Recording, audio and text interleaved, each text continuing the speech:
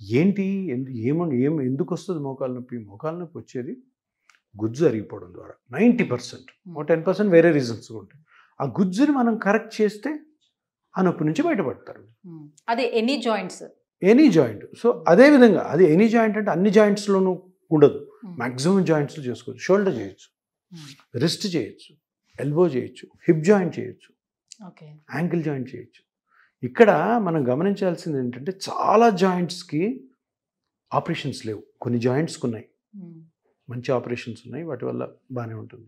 కానీ చాలా జాయింట్స్ అంటే 70 to 80% జాయింట్స్కి సర్జరీస్ లేవు. తప్పకుండా పిఆర్పినే అక్కడ ప్లే చేస్తుంది. సో ఇప్పుడు మీరు ఇంకో మాట అన్నారు, ప్రచారం ఎక్కువ జరుగుతుందని. ప్రచారం కాదు, ఇది ప్రజల నమ్మకం.